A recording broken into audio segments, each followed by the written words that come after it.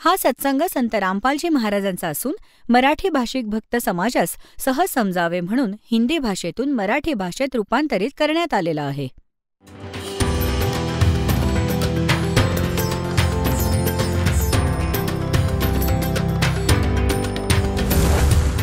और ज्ञान सब ज्ञान डी कबीर ज्ञान सो ज्ञान और जैसे घोड़ा तोब कायम करता चले मैदान. जगद्गुरु तत्वदर्शी संत रामपालजी महाराजांचे अमृत वचन सर्व पवित्र धर्मांच्या व पवित्र शास्त्रांच्या आधारावर. नंदिकेश्वर म्हणाले, हे योगींद्र, पुढे एकदा विष्णू भगवान शेषशय्येवर आपल्या गरुड आणि इतर पार्षदांबरोबर लक्ष्मीसह शयन करत होते, झोपले होते. त्यावेळी ब्रह्मज्ञानींमध्ये श्रेष्ठ, पहा लेखकाची बुद्धी, म्हणतोय ब्रह्मज्ञानींमध्ये श्रेष्ठ ब्रह्माजी स्वतःच्या इच्छेने, आता ब्रह्मज्ञानीचं ज्ञान पहा पुढे, ब्रह्माजीचं स्वतःच्या इच्छेनेच तिथं आले आणि सर्व प्रकारे सुंदर शय्येवर झोपलेले असताना, सर्व प्रकारे सुंदर शय्येवर झोपलेल्या कमललोचन श्री विष्णूजींना विचारू लागले, तू कोण आहेस? ब्रह्मज्ञानी आहे आणि यालाच माहिती नाही हा कोण आहे आणि भेटायला आलाय. तू कोण आहेस? मला बघूनही एखाद्या अभिमानी पुरुषासमान शयन करत आहेस, झोपला आहेस. हे वत्स, ब्रह्माजी म्हणतायत विष्णूला, हे वत्स, हे मुला, उठ, पहा मी तुझा स्वामी आलो आहे. आलेल्या गुरुला पाहून जो अभिमान करतो त्या द्रोही मूर्खाला प्रायश्चित्त होणं उचित आहे, म्हणजे त्याची बुद्धी ठिकाणावर आणली पाहिजे. हे ऐकून विष्णूजींच्या अंतःकरणात क्रोध निर्माण झाला, राग आला त्यांना, पण त्यांनी बाहेरून दाखवला नाही, शांत राहिले आणि म्हणाले, परंतु बाहेरून शांत राहिले आणि म्हणाले, हे वत्स, विष्णूजी म्हणाले ब्रह्माला, हे बेटा, तुझं मंगल हो, बैस, या आसनावर विराजमान हो. यावेळी तुझे नेत्र कुटील, म्हणजे डोळे का तिरके झालेत, डोळे का असे लाल करून ठेवलेस, आणि मुख वक्र आणि तोंड का वाकडं करतोयस तू, का होत आहे? ब्रह्माजी म्हणाले, हे वत्स विष्णू. ब्रह्माजी म्हणाले, बेटा विष्णू, तुला काळाच्या प्रभावाने अभिमान आहे. हे पुत्र, मी तुझा रक्षक आणि जगताचा पितामह आहे. विष्णूजी म्हणाले, हे सारं जग माझ्यात स्थित आहे. तू चोरासारखं कसं काय स्वतःचं सांगत आहेस? तू माझ्या नाभी कमळातून उत्पन्न झाला आहेस, त्यामुळे तू माझा पुत्र आहेस. विष्णूजी म्हणतायत, माझ्या नाभी कमळातून उत्पन्न झालास म्हणून तू माझा पुत्र आहेस आणि मला पुत्र म्हणणं व्यर्थ आहे. नंदिकेश्वर म्हणाले, अशा प्रकारे ब्रह्मा विष्णू दोघेही रजोगुणाने मुग्ध होऊन विवाद करू लागले. मी श्रेष्ठ आहे, मी स्वामी आहे असं म्हणून एक दुसऱ्याला मारण्याच्या इराद्याने युद्ध करण्यास उत्सुक झाले. आता श्रेष्ठ कोण्याचा पत्ता लागेल, मारायला तयार झाले. पुढे पहा, तेव्हा सर्व देवता हे तर लढत आहेत आपसात, ब्रह्मा विष्णू तर मारायला कापायला तयार झालेत आणि म्हणतायत संपूर्ण देवता विमानात बसून ते महाअद्भुत युद्ध पाहायला आले आणि आकाशातून त्यांच्यावर फुलं वर्षवू लागले. वा रे देवता, पहा पुण्यात्म्यांनो, बघा अक्कल आपल्या या देवतांची. आता इथले देवताच असे आहेत तर आपल्यासारख्यांचा काय ठिकाणा असेल? आता पहा पुण्यात्म्यांनो, जर कोणा दोन व्यक्तींचा आपापसात वादविवाद होत असेल आणि सभ्य लोक तिथं जमा झाले असतील तर ते काय करतात? त्यांच्यात मध्यस्थी घडवून आणतात की कुठे त्यांच्यात आपसात मारामारी होऊन दुखापत होऊ नये आणि त्यांचा मृत्यू होऊ नये. तर यांना तर देवता म्हणू शकतो जे त्यांच्यात मध्यस्थी करत आहेत. आणि हे दोघे भांडतायत आणि देवतावरून फुलं टाकतायत की शाबास, मरा कापून. अरे वा, देवता! हे देवता आहेत, यांना काय देवता म्हणायचं? नालायक लोक. आणि हे भगवान आहेत जे या गोष्टींवर लढू लागले की मी तुझा बाप आहे, मी तुझा बाप आहे. पुढे दाखवतो, पहा. आता तुम्हाला थोडं तोंडी सांगतो म्हणजे तुमच्या सहज लक्षात येईल. आता इथपर्यंत असं झालं की हे दोघं भांडू लागले, ब्रह्मा आणि विष्णूजी, ह्या गोष्टीवरून की मी तुझा बाप आहे, नाही नाही मी तुझा बाप आहे. आता काय होतं की यांच्यामध्ये यांच्या पिता ब्रह्मने, जो काळरूपी ब्रह्म म्हणून ओळखला जातो, ज्याला सदाशिव सुद्धा म्हणतात, जो कधी स्वतःच्या वास्तविक रूपात कुणाच्या समोर प्रकट होत नाही, तो अन्य रूपात येतो, कधी विष्णूच्या रूपात येतो, कधी शिवाचं आपल्या पुत्राचं रूप घेतो, कधी ब्रह्माचं रूप घेऊन कोणाकोणाला दिसतो. तर अशा याने या दोघांच्या मध्ये भ्रम निर्माण करण्यासाठी त्या दोघांमध्ये एक स्तंभ उभा केला, लिंग, खांब, तेजोमय. मग हे दोघे लढाई बंद करून त्या स्तंभाच्या वर आणि खाली टोकांना शोधण्यासाठी जाऊ लागले. ब्रह्मानं खोटंच सांगितलं की मी त्याचं टोक पाहिलंय, याचं अंतिम टोक मी पाहिलंय, आणि विष्णूजींनी सत्य सांगितलं. तर त्यावेळी हा काळ प्रकट झाला शिवरूप धारण करून. शिवरूप धारण करून जसं डोक्यावर जटा, गळ्यात रुद्राक्षांच्या माळा, सर्प, हातात त्रिशूळ घेऊन तिथे प्रकट झाला, आपला पुत्र शिवाच्या रूपात.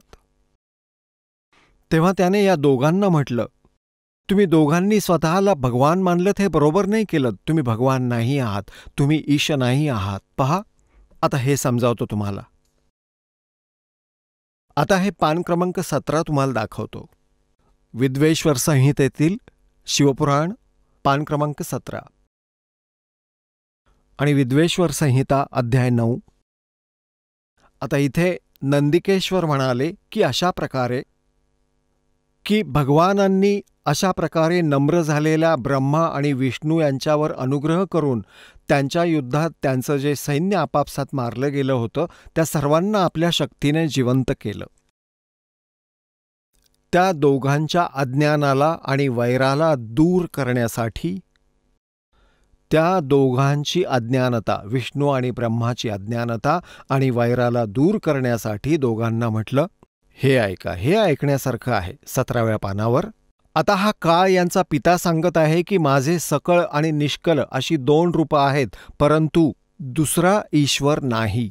अजून दुसरा कोणी ईश्वर नाही असं काळानं सांगितलंय. मीच सर्व आहे. त्यामुळे त्यांची 2 रूपं असू शकत नाहीत. पहिलं स्तंभरूप म्हणजे खांब, पहिलं स्तंभरूप आणि मागे मूर्तिमान रूप धारण केलं. यामध्ये ब्रह्मरूप निष्कल आहे, निष्फल नाही, निष्कल आहे. आणि ईश्वर ईशरूप सगुण आहे. माझी ही दोन्ही रूपं सिद्ध आहेत, दुसऱ्या कोणाची नाहीत असू शकत. यामुळे तुम्हा दोघांना किंवा दुसऱ्या कोणाला ईश्वरत्वाची प्राप्ती होऊ शकत नाही. तुम्ही जे अज्ञानाने स्वतःला ईश मानले हे फारच अद्भुत झालं. तुम्ही दोघांनी स्वतःला भगवान मानलत. तुम्ही जे अज्ञानाने मूर्खपणे स्वतःला भगवान मानलत, ब्रह्मा आणि विष्णूला सांगत आहे हा काळ भगवान, हे शिवपुराणात लिहिलंय. हे मोठं अद्भुत झालं. आणि ते दूर करण्यासाठीच, म्हणजे तुमची बुद्धी ठिकाणावर आणण्यासाठीच मी रणस्थानावर आलो. आता तुम्ही तुमचा अभिमान त्यागून मज ईश्वराला, माझ्यात तुमची बुद्धी लावा. माझ्या प्रसादाने लोकात सर्व अर्थ प्रकाशित आहेत.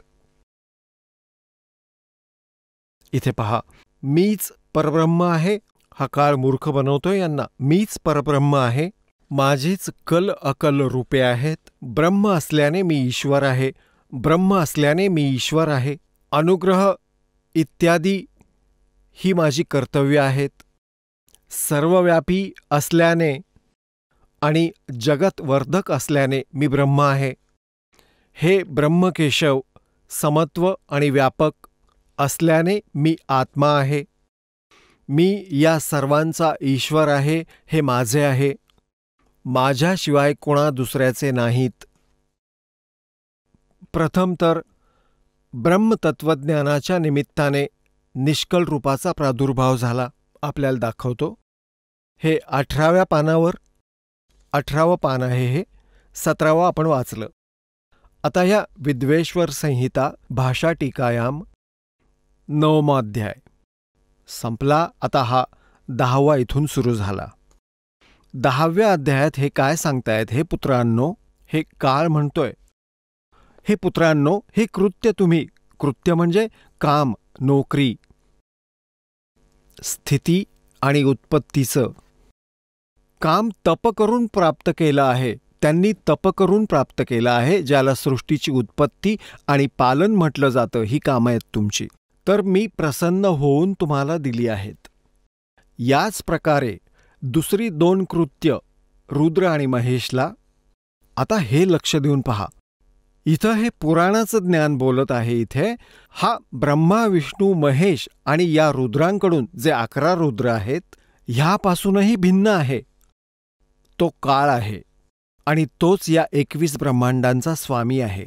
महेशला प्रदान केला आहे, परंतु अनुग्रह करून कुणीही मिळवण्यास समर्थ नाही. हे तो ब्रह्माजी, विष्णूजी आणि महेशजी आणि शिवजी यांना सांगत आहे की यांना मीच एक विभाग दिला आहे आणि ह्या सर्वांनी तप करून प्राप्त केलेला आहे. तो चौथा म्हणजे 5वा कोण आहे? तो काळ आहे. आणि तो इथंही सांगत आहे की माझं एक ओम अक्षर आहे, नथिंग एल्स. हे पहा, विद्वेश्वर संहिता अध्याय 10वा चालू आहे, पान 19वर. हे पान क्रमांक 19, विद्वेश्वर संहिता अध्याय 10. आता इथून वाचू आपण. हे 19 पानावर पहा, रूपवेश करून आसन, वाहन, आयुध यांच्यात आमची साम्यता आहे. हे सौम्य माझ्या ज्ञानाला विन्मुख होऊन, माझ्या ज्ञानाला विन्मुख होऊन तुम्हाला अज्ञान मिळालं. माझं ज्ञान असल्याने असं होत नाही. ज्ञान आणि रूप महेशच्या बरोबर होऊन जातं. या कारणाने या ज्ञानाच्या सिद्धीसाठी वावा ओंकार नामक मंत्राचा जप करा. हा अभिमान दूर करणारा आहे. स्वतःच या मंत्राचा उपदेश करत आहेत. हा ओंकार माझ्या मुखातून उत्पन्न झाल्याने माझ्याच रूपाचा बोधक आहे आणि महामंगल करणारा आहे. हा वाचक आहे, मी वाच्य आहे. हा मंत्र माझा आत्मा आहे. ह्याचं स्मरण केल्यानं माझं स्मरण होतं.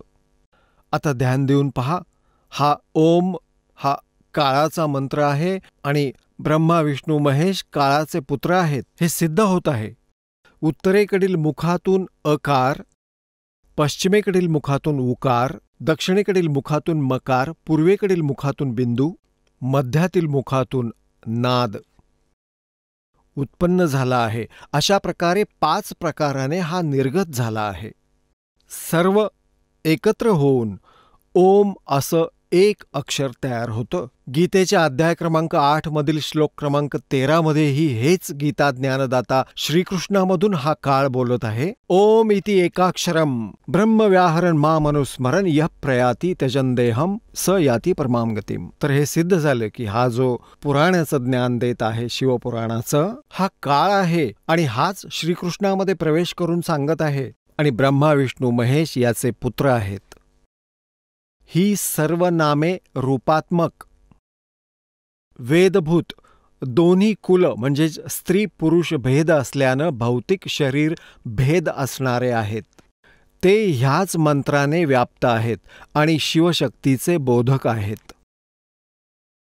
ह्याच ओंकाराने सर्व सृष्टीचा बोधक प्रवण उत्पन्न झाला आहे. अकारादी मकार कर्माने अर्थात अकारातून, नकारातून, उकारातून, मकारातून, मकारातून शी वा नादातून य प्रकट झाला आहे.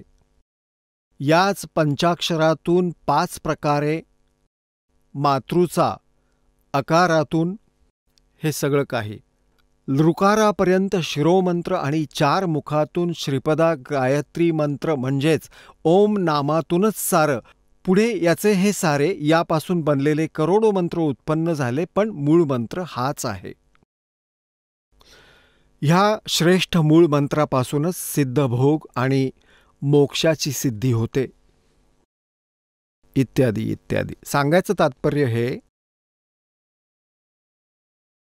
हे मूळ संस्कृत आहे, गीता प्रेस गोरखपूर येथून प्रकाशित.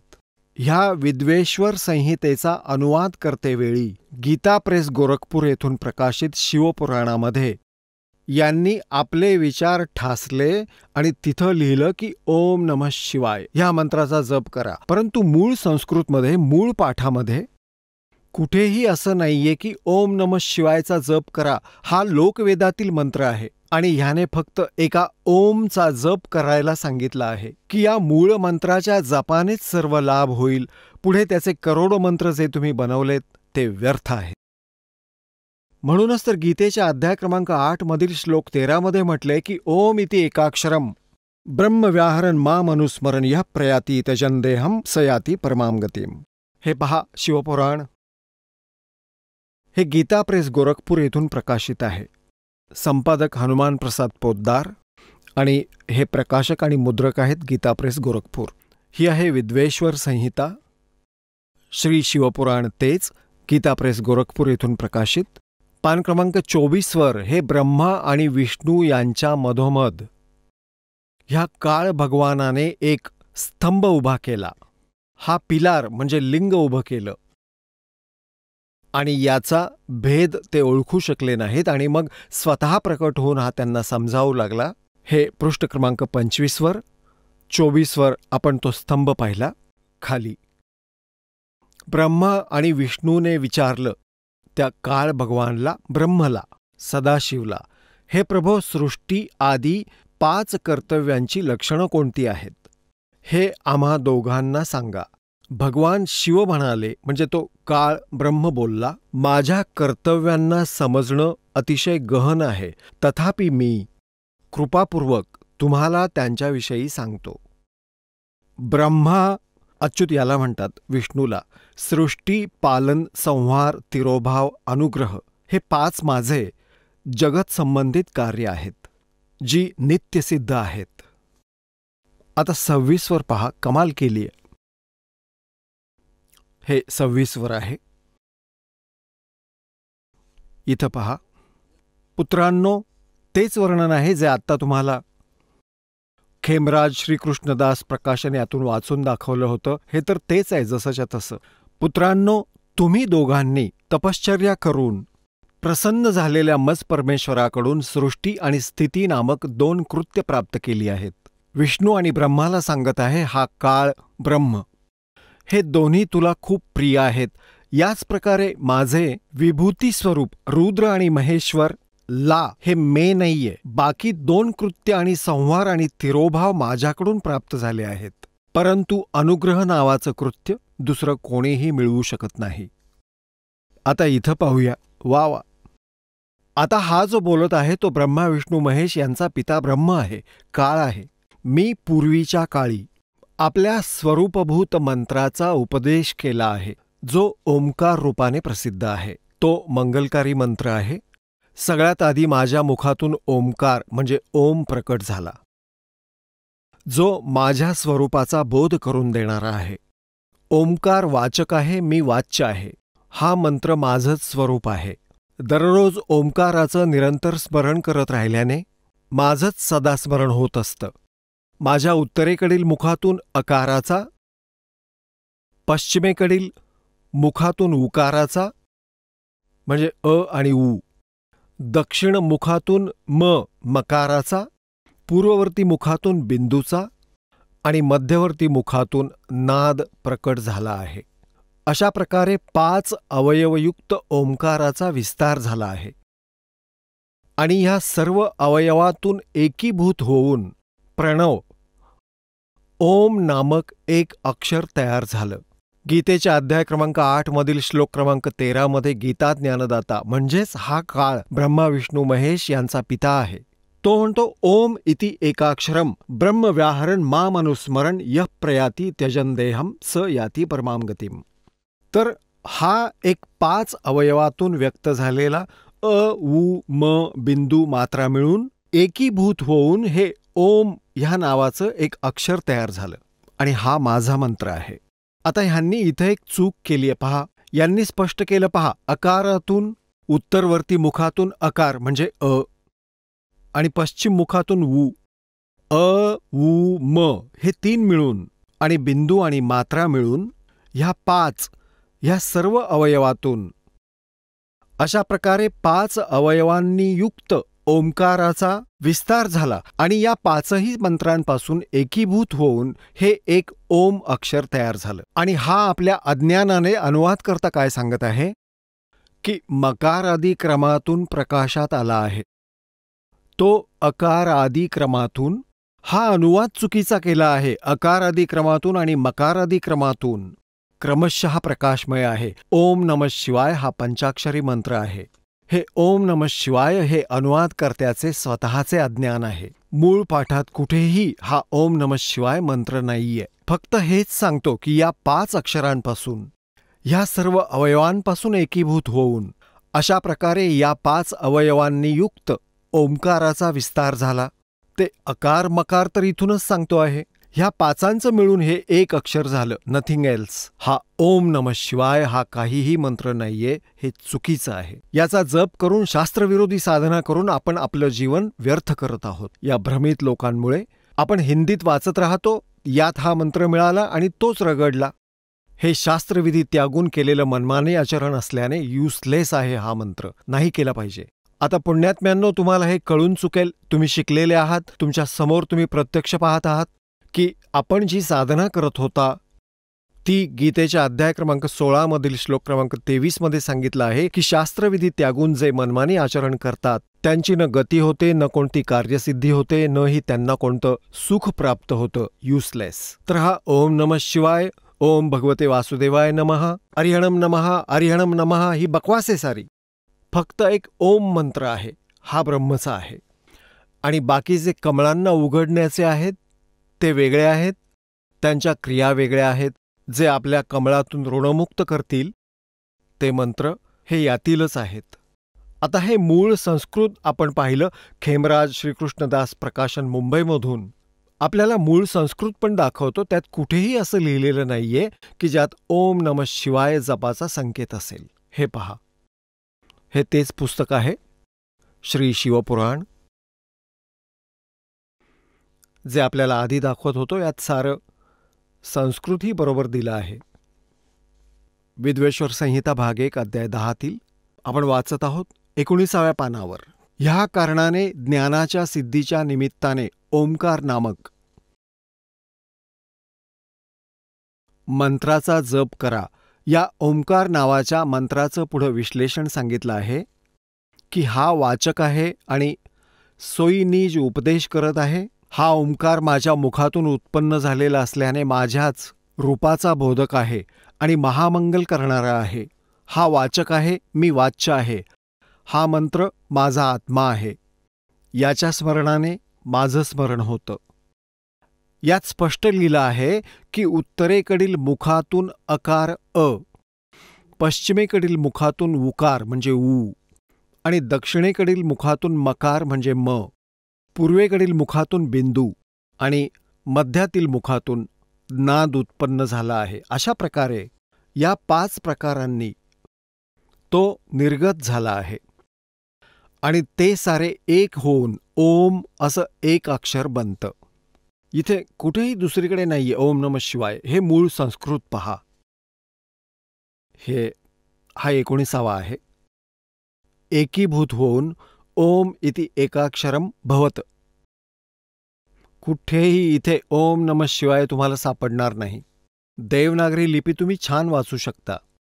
इथे कुठेच ओम नमः शिवाय नाही, कुठेच नाहीये. इथे अकार आदी क्रमाने आणि मकार आदी क्रमाने हे केवळ हाच एक ओम मंत्र होतो. ओम हे एक अक्षर झालं, 5 अक्षरं मिळून. आता पुण्यात्म्यांनो, ह्या मनुष्य जीवनाची काही किंमत नाही. परमात्म्याने सांगितलं आहे, कबीर परमेश्वरजी सांगतायत, कहता हूँ कहीं जात हूँ, कहूँ बजा के ढोले, श्वास जो खाली जात है भाई तीन लोक का मोल. कहता हूँ कहीं जात हूँ, कहूँ बजा के ढोले, श्वास जो खाली जात है ये तीन लोक का मोले. ओए एक मंत्र जो आपण करता, सतनामाचा, जो तुम्हालाच प्रदान केला जातो. यापूर्वी हा मंत्र कुणाच्याही जवळ नव्हता, सतनाम मंत्र. आणि हे पंथ चालू आहेत, राधास्वामी, धनधन सद्गुरू, जय गुरुदेव. आग्रा हा मथुरावाला, आणि त्यातूनच हे राधास्वामी ठाकूरजी महाराज. हे सगळे एकाच विहिरीचे पाणी आहेत. सर्व भ्रमित पंथ आहेत, काळ प्रेरित आहेत. काळाच्या जाळ्यात फसवण्याचं हे पक्क षडयंत्र आहे यांचं. यांना सतनामाचाही पत्ता नाही, सतनाम काय वस्तू आहे. यांचं एक पुस्तक आहे, सारवचन राधास्वामी वार्तिक, आणि ते त्यांच्या संग्रहात सांगतात की परमधनी, ज्यांना हे राधास्वामी पंथाचे प्रवर्तक मानतात, श्री शिवदयालजी आग्रावाले, पन्नागडीवाले, त्यांच्या वचनांचा संग्रह आहे आणि 150 वर्षांपासून संग्रहित आहे. आणि त्यानंतर 1902 मध्ये याचं हे पुस्तक रूपात छापलं गेलं. 1902 पासून आजपर्यंत 109 वर्ष झाली.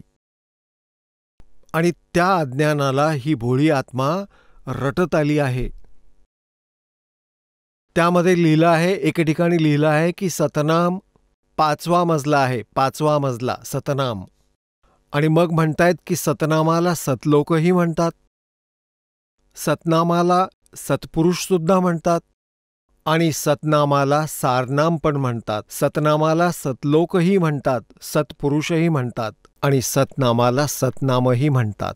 यांची बुद्धी फिरवून ठेवली होती काळाने. अरे सतनाम 2 अक्षरी जप आहे. सतनाम म्हणजे सच्चा नाम. आणि हे कधी याला सतनाम सांगतात. आणि एके ठिकाणी हे सावंतसिंगजी, ज्यांना धनधन सद्गुरूवाल्या पंथाच्या प्रवर्तकांचेही गुरु मानतात, श्री सावंतसिंगजींनी आपलं पुस्तक लिहिलं आहे, संत मतभाग. 4-5 भाग बनवले त्याने. त्यातल्या 3ऱ्या भागात लिहिलं आहे, एके ठिकाणी तर लिहिलं आहे की सतनाम स्थान आहे. पुढे कुणीतरी विचारलं की 4 रामाची व्याख्या करताना सांगतात की सतनाम खरा राम आहे. यांना सतनाम कळलं नाही आजपर्यंत.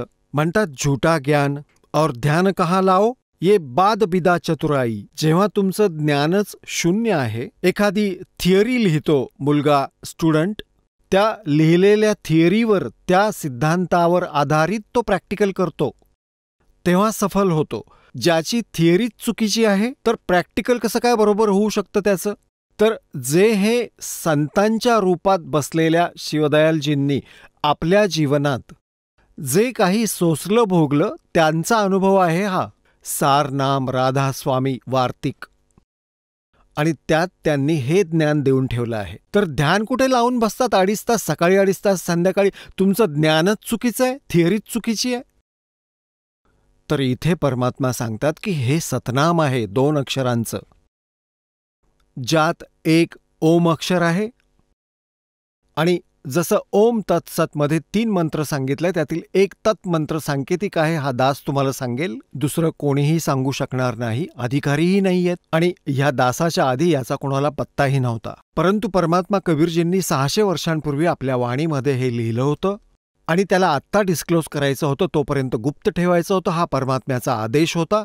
याच कारणाने आदरणीय नानक साहेबजींनी सुद्धा या 2 अक्षरी सतनामाचा जप केला, परंतु अन्य कुणाही शिष्याला प्रदान नाही केला आणि न त्यांना जप करण्याचा आदेश दिला.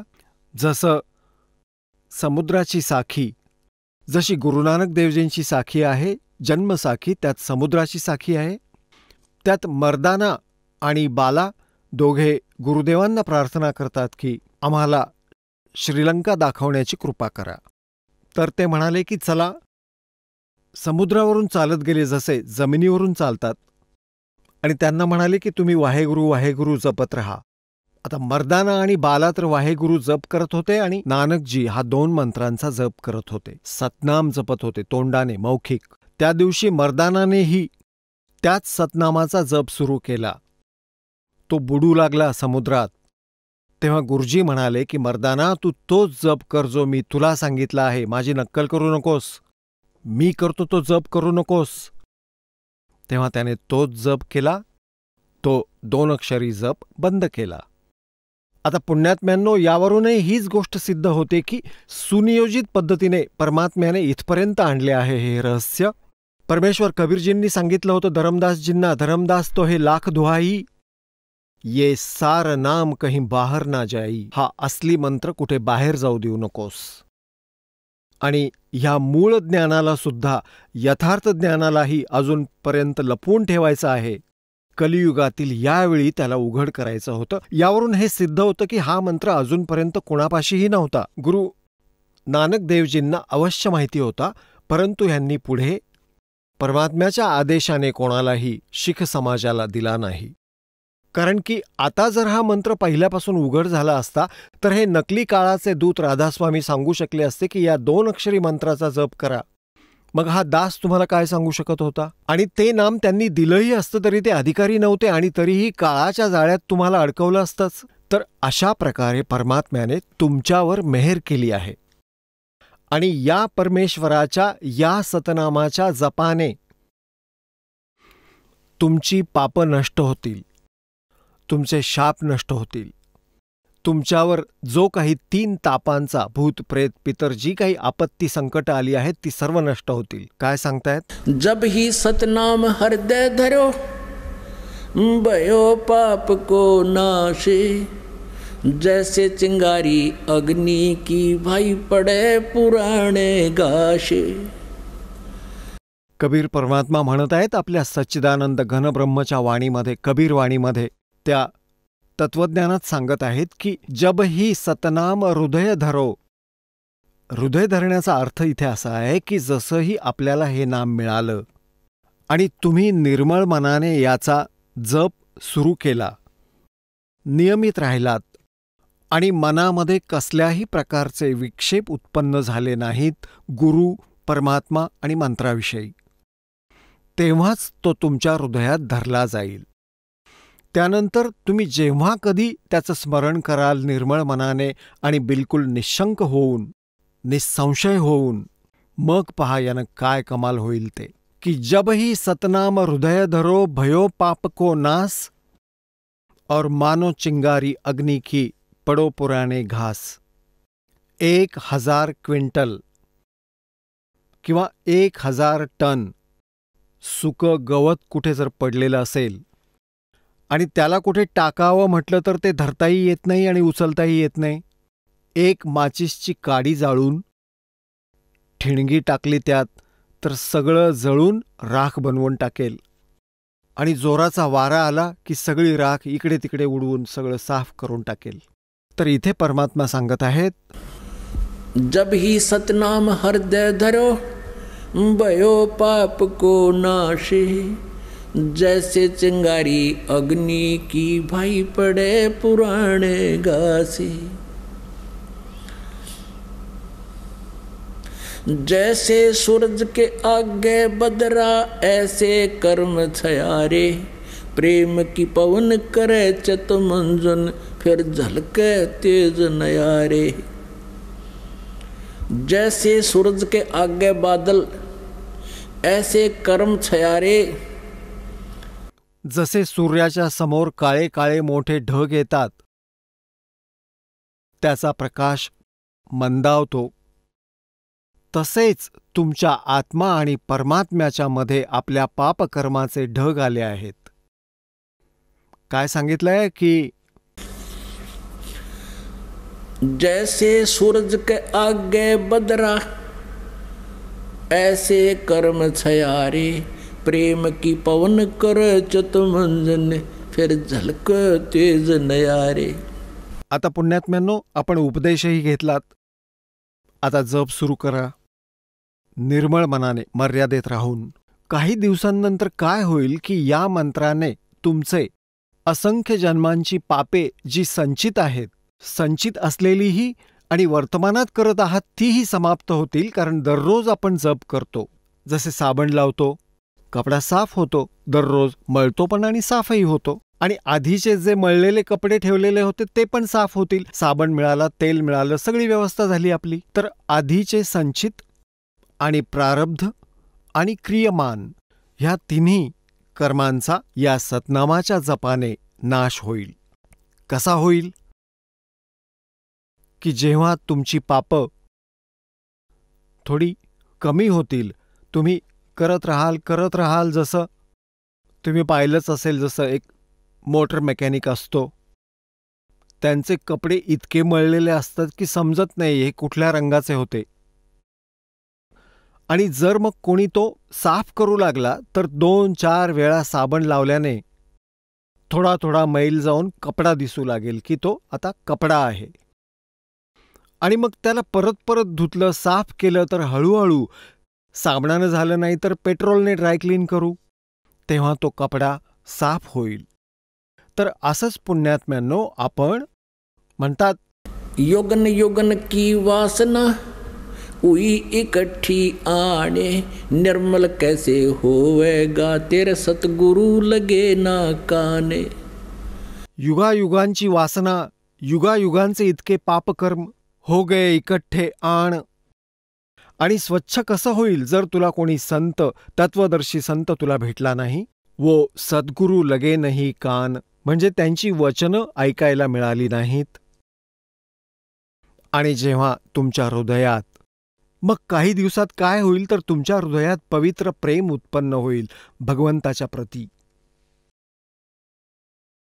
पहिल्यांदा जेव्हा तुम्ही सत्संग ऐकता 2-4 वेळाही हे ज्ञान ऐकायला चांगलं वाटत नाही.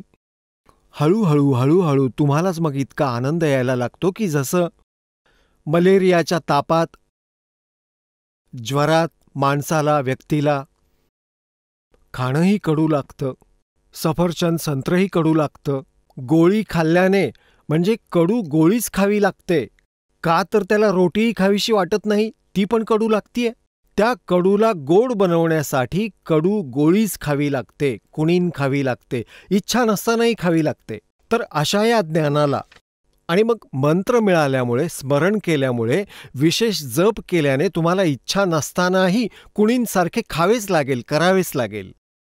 तर सुरुवातीला तुम्हाला त्रासच असेल की गुरुजींनी एवढे मंत्र सांगितले आहेत, हे कसे करणार? अरे सकाळपासून संध्याकाळपर्यंत मजूर कष्ट करतो, शेतकरी नांगर चालवतो, पूर्ण दिवस फताड फताड कोण जाणे कुठवर जातात, मग उठता बसता भगवानाचा मंत्र नाही म्हणू शकत तुम्ही? काही दिवसांनंतर मग तुमचं ह्या मंत्राशिवाय मनही लागणार नाही.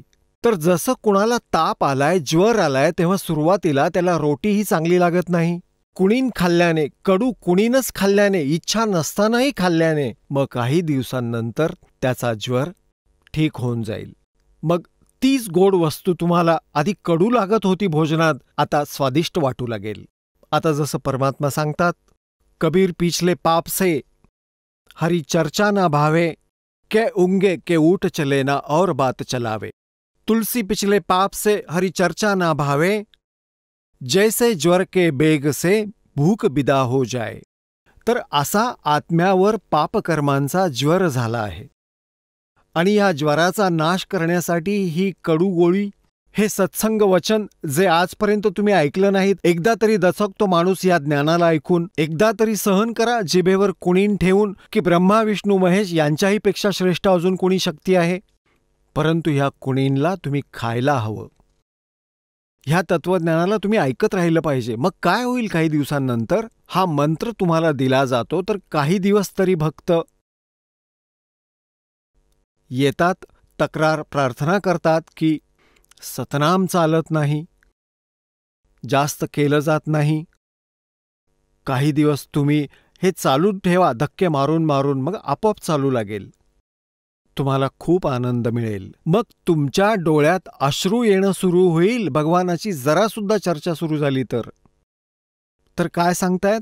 युगन युगन की वासना हुई इकट्ठी आने, निर्मल कैसे होएगा तेरे कोई संत लगे ना कान. जेव्हा संत तुमच्या कानी पडतील म्हणजे सद्गुरू मिळतील तेव्हा काय होईल? जैसे सूरज के आगे बदरा ऐसे कर्म छयारे, प्रेम की पवन करे चितमंजन फिर झलके तेज नयारे. तुम्हाला सांगितलं ना की जसं 1000 टन गवत पडलेलं असतं उघड्यावर, एका माचीसच्या काडीने सगळं राख होऊन जातं. जोराचा वारा सुटतो, सगळी राख इकडे तिकडे फेकून देतो.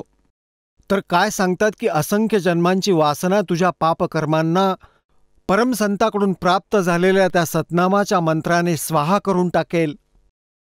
आणि मग प्रेम की पवन करे चितमंजन झलके तेज नयारे.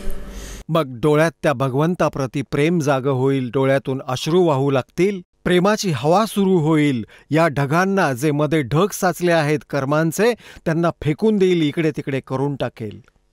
आणि मग तुमचा आत्मा निर्मळ होईल, सतलोक प्राप्ती होईल.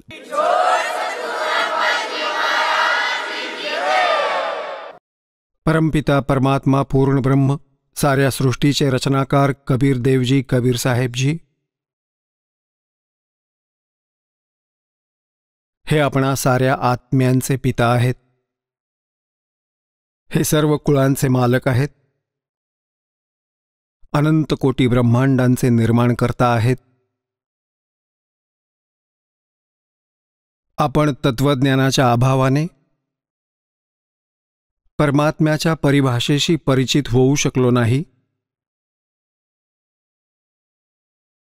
आणि ज्या ज्या कारणांनी आपण आपापली मतं बनवली आहेत, आपले आपले धर्मपंथ बनवले आहेत, त्याविषयी परमात्मा म्हणतात, भाई कोई कहे मारा राम बड़ो है, कोई कहे मारा राम बड़ा है, कोई कहे खुदाई रे, कोई कहे हमरा राम बड़ा है, कोई कहे खुदाई रे, कोई कहे ईसा मसीह बड़ा है, ये बाटा रहे लगाई रे, कोई कहे ईसा मसीह बड़ा है, ये बाटा रहे लगाई रे, कोई कहे मारा राम बड़ा है.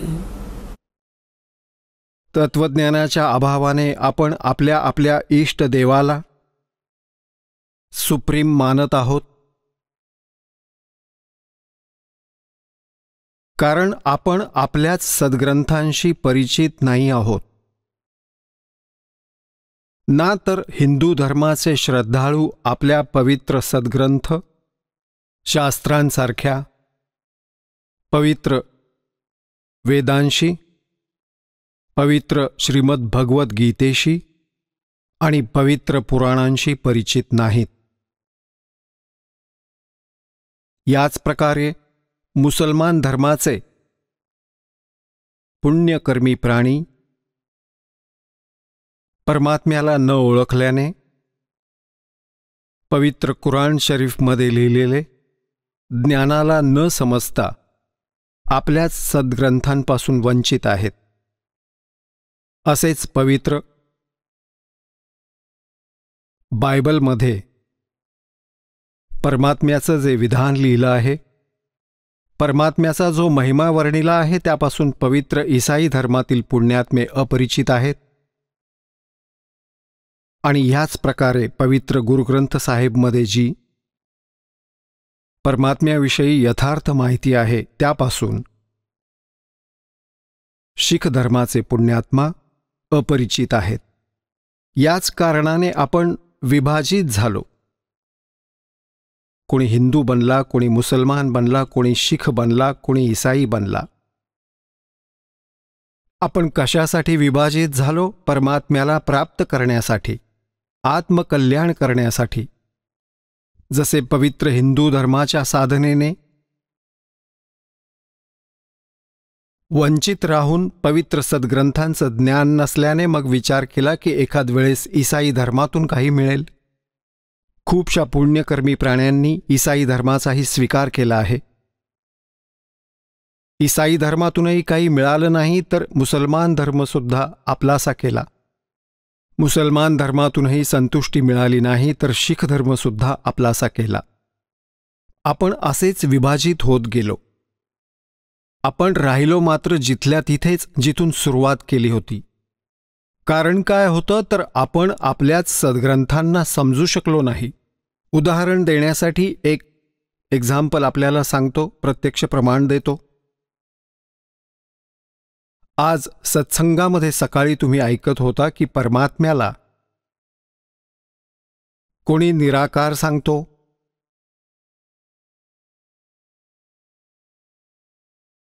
की तो कधी जन्म घेत नाही, तो सर्वव्यापी आहे, तर कोणी तो साकार आहे असं सांगतात. आणि साकार रूपामध्ये ते काय सांगतात तर ही जी दृष्टीगोचर आहे, जे ब्रह्मांड आहे, चंद्र, सूर्य, तारे, ग्रह, हेच साकार रूप आहे परमात्म्याचं.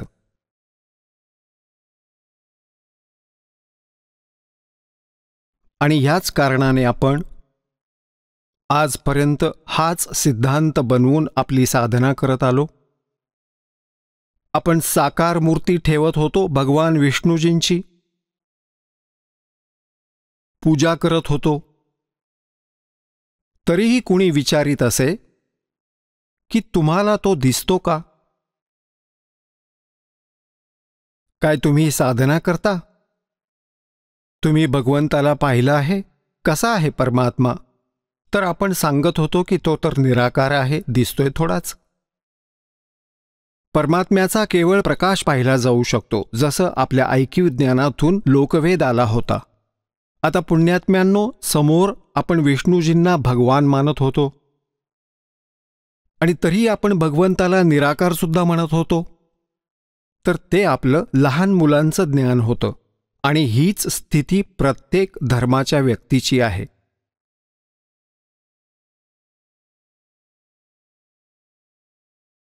आता तुम्हाला सांगतो परमात्मा कसा आहे. परमात्मा, परमेश्वर, तो साकार आहे, नर आकार आहे, मनुष्य दृश्य आहे आणि तो सतलोकामध्ये राहतो. सतलोक असं स्थान आहे जे कधी नाश होत नाही. गीतेच्या अध्याय क्रमांक 18 मधील श्लोक क्रमांक 62 मध्ये त्यालाच शाश्वत स्थान म्हटलं आहे, म्हणजेच सनातन परमधाम. आणि तिथे गेल्यावर प्राण्याचा कधी जन्म मृत्यू होत नाही. आता जेवढेही सतलोकाच्या सतखंडाची महिमा गाणारे हे पंथ आहेत, त्यांना कखचंही ज्ञान नाही सतखंड आणि वरील लोकांचं. केवळ कानोकानी ऐकलेलं ज्ञान परमात्मा कबीरजींच्या वाणीला रटून पाठ केलं आहे, त्याचाच उलटा सुलटा अनुवाद करून भोळ्या आत्म्यांना भ्रमित करून ठेवला आहे, जे त्यांचे अनुयायी आहेत. सर्वप्रथम तुम्हाला पवित्र बायबलशी परिचित करतो. पवित्र बायबल वाचणाऱ्यांना तुम्ही विचारा, परमात्मा साकार आहे की निराकार? ते म्हणतील परमात्मा निराकार आहे आणि म्हणतात गॉड इज फॉर्मलेस. त्यांनी तर पवित्र बायबल समजूनच घेतलेलं नाही. पवित्र बायबलमध्ये लिहिलं आहे की परमात्मा मनुष्य सदृश आहे आणि 6व्या दिवशी त्या परमेश्वराने म्हटलं की मी मनुष्याला माझ्याच रूपात उत्पन्न करीन, आणि तसंच केलं. 6व्या दिवशी भगवंतानं मनुष्याला आपल्याच रूपात उत्पन्न केलं, नर आणि नारी बनवून त्यांची उत्पत्ती केली. आता पहा प्रमाण पवित्र बायबलमध्ये. पवित्र बायबल, संपूर्ण जीवन अध्ययन बायबल. पवित्र बायबल, संपूर्ण जीवन अध्ययन बायबल. संपादक आहेत डेव्हिड स्टुअर्ड इंग्रजी. प्रधान संपादक Donald C Stamps MA MDiv. संयुक्त संपादक. हे सगळं लिहिलेलं आहे. हे USA मधून छापलं आहे. आता हे पहा उत्पत्ती, ज्याला इंग्रजीमध्ये म्हणतात हे जेनेसिस. इथे सुरुवात होते. सुरुवातीला परमेश्वराने आकाश आणि पृथ्वीची सृष्टी केली. पृथ्वी बेडौल आणि ओसाड पडली होती आणि खोल पाण्यावर अंधार पसरला होता. आणि परमात्म्याचा आत्मा त्या पाण्यावर फिरत होता. जेव्हा परमेश्वराने म्हटलं की प्रकाश होऊ दे, तेव्हा सगळीकडे प्रकाश पसरला. आणि परमेश्वराने प्रकाशाकडे पाहून म्हटलं की ठीक आहे. आणि मग परमेश्वराने प्रकाशाला अंधारापासून वेगळं केलं.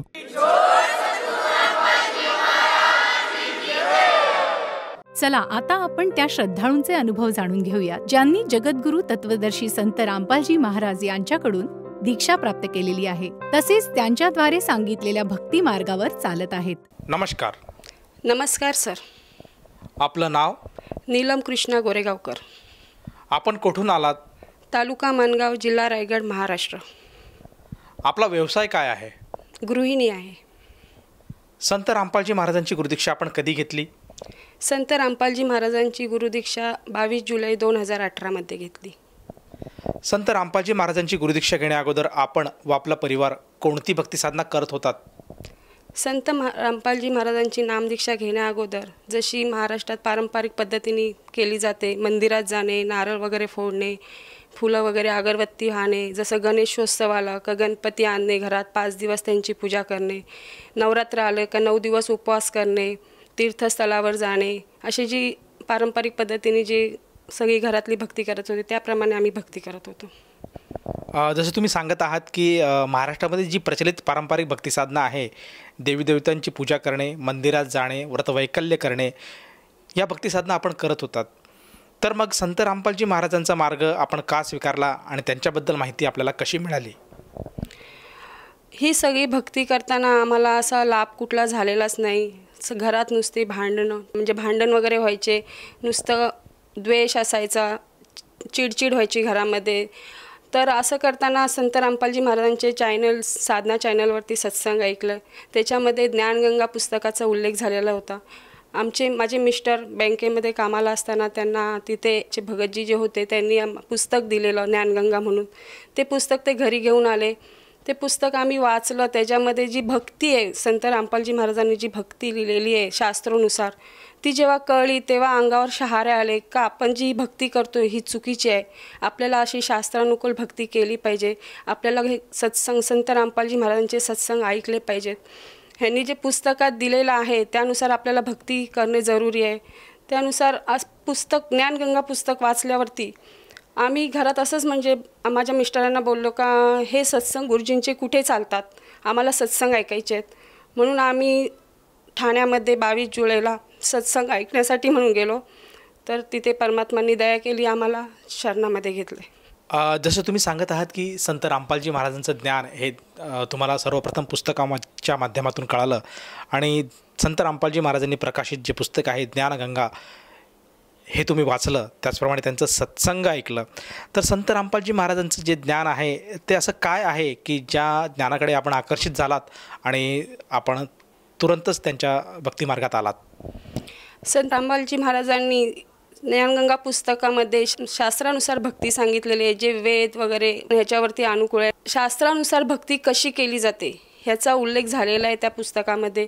आणि आपल्याला मोक्षाचा मार्ग कुठे मिळेल, आपल्याला सद्भक्ती कशी मिळेल ह्याचा मेन उल्लेख त्याच्यामध्ये झालेला आहे. त्यामुळे ते पुस्तक वाचल्यावर आपल्याला मोक्षाचा मार्ग मिळतोय, ही भक्ती करून आपल्याला मोक्ष प्राप्ती मिळते. जसं तुम्ही सांगत आहात की संत रामपालजी महाराजांचं जे शास्त्रोक्त ज्ञान आहे ते आपल्याला पटलं आणि आपली धारणा झाली की आपण संत रामपालजी महाराजांच्या शरणात यावे, म्हणून आपण त्यांचा अनुग्रह घेतला. तर त्यानंतर जेव्हापासून आपण संत रामपालजी महाराजांच्या मिशनमध्ये जुडला आहात, तर त्यानंतर आपल्याला आपल्या वैयक्तिक जीवनामध्ये आपल्या परिवाराला व आपल्याला काय काय अनुभव आले आणि काय काय त्यांच्यापासून आपल्याला समाधान किंवा लाभ प्राप्त झालेत? संत रामपालजी महाराजांचे नामोपदेश घेतल्यापासून सर्वात मोठा लाभ म्हणजे सद्भक्ती मिळालेली आणि मोक्षप्राप्तीचा मार्ग मिळालेला आहे. आणि कुटुंबामध्ये आमच्या सतत दवाखाना चालू असायचा, छोटे मोठे आजार चालूच असायचे, महिन्याला डॉक्टरकडे जायलाच लागायचं. पण आज संत रामपालजी महाराजांच्या दयेने एकही गोळी न खाता, एक हे कुठलं औषध न घेता पूर्णपणे दवाखाना बंद झालेला आहे. आणि सगळ्यात मोठा लाभ असा की जेव्हा 2020मध्ये कोरोनाचा हाहाकार माजलेला, तेव्हा अशी परिस्थिती झालेली का लोक एवढी घाबरलेली का आता कोरोना आहे म्हटल्यावरती काय होते आणि काय नाही. ह्या वेळातच माझ्या मिस्टरांना कोरोना झालेला आणि त्यावेळी नगरपालिकेवाले जेव्हा घरी आले की तुम्हाला 14 दिवस क्वारंटाईनमध्ये राहायला लागेल, तेव्हा भाजीपाळा वगैरे काही न मिळता 14 दिवस आम्हाला क्वारंटाईन राहायला लागलं. आमचा संत रामपालजी महाराजांवर पूर्णपणे विश्वास होता की जे पण करतील ते आमचे संत रामपालजी महाराज करतील. आज त्यांच्या दयेने मिस्टरांना कुठली गोळी, कुठलं औषध, कुठलं काही न खातात परमात्म्यांनी, संत रामपालजी महाराजांनी त्यांना वाचवलेलं आहे. आणि त्याच्यामध्ये जेव्हा नगरपालिकेवाले आले की ते बोलले का तुम्ही ह्यांची रूम वेगळी ठेवा, ह्यांचं हंतरून वेगळं ठेवा, ह्यांची भांडी वेगळी ठेवा, तेव्हा एक पूर्णपणे विश्वास ठेवून, संत रामपालजी महाराजांवर विश्वास ठेवून आम्ही हे कुठल्याही प्रकारचं काही केलं नाही. पूर्ण फॅमिली आम्ही एकत्र राहिलेलो आहोत आणि आम्हाला संत रामपालजी महाराजांच्या दयेने आम्हाला कोणालाही, आमच्या केसालासुद्धा धक्का लागलेला नाही, कोणाला कोरोना झालाच नाही आहे. आणि आज परमात्म्यांच्या दयेने म्हणजे संत रामपालजी महाराजांच्या दयेने माझ्या मिस्टरांना एक गोळी न खाता, कुठलं उपचार न करता परमात्म्यांनी त्यांना वाचवलेलं आहे. जसं तुम्ही सांगत आहात की संत रामपालजी महाराजांच्या सद्भक्तीमुळे, त्यांच्या दयेमुळे आज कोरोनासारख्या महाराक्षसावर आपण व आपल्या परिवाराने मात केला आणि त्यातून आपण सुखरूप बाहेर आलात. तर आपल्या ह्या अनुभवातून आपण भक्त समुदायाला काय संदेश द्याल? संदेश तर परमात्मा देतात. आम्ही एक प्रार्थना करू इच्छितो की संत रामपालजी महाराजांचे अनेक चॅनल्स आहेत, त्याच्यावरती सत्संग चालतात. आणि मग मुख्य म्हणजे जे संत रामपालजी महाराजांनी जे ज्ञानगंगा पुस्तक लिहिलेलं आहे ते तुम्ही जरूर वाचा. त्याच्यामध्ये जे मोक्षप्राप्तीचा मार्ग पण आहे आणि काय ज्ञान आहे, कशी आपण भक्ती केली पाहिजेत शास्त्रानुसार, त्याचं सगळं ज्ञान परमात्म्यांनी, संत रामपालजी महाराजांनी त्याच्यात दिलेलं आहे. तर एक प्रार्थना म्हणून ते ज्ञानगंगा पुस्तक जरूर वाचा. आणि संत रामपालजी महाराजांचे सत्संग सगळ्या चॅनल्सवर प्रसारित होत आहेत, जसं की फेसबुक, यूट्यूब, ट्विटरवरती. तिथे ज्या सत्संगमध्ये पट्टी चालतात त्या पट्टीवरती मोबाईल नंबर येतात, त्या नंबरवरती संपर्क साधल्यावर तुम्हाला जवळचे नामदान सेंटरचे नंबर मिळतील. प्रत्येक जिल्ह्यामध्ये नामदान सेंटर खुललेले आहेत, तिथे जाऊन तुम्हाला निःशुल्क नामदीक्षा संत रामपालजी महाराजांकडून मिळेल. धन्यवाद. सत साहेब.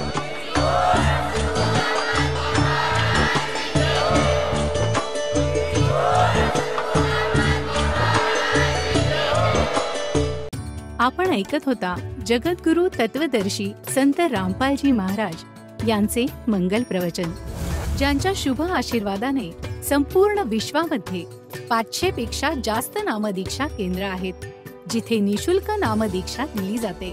निशुल्क नामदीक्षा प्राप्त करण्यासाठी आणि अधिक माहितीसाठी संपर्क करा 7030303951 7030303952.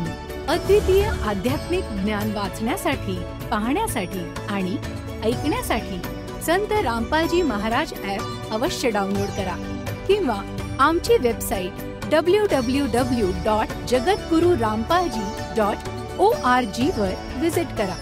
आम्हाला सोशल मीडियावर फॉलो करा.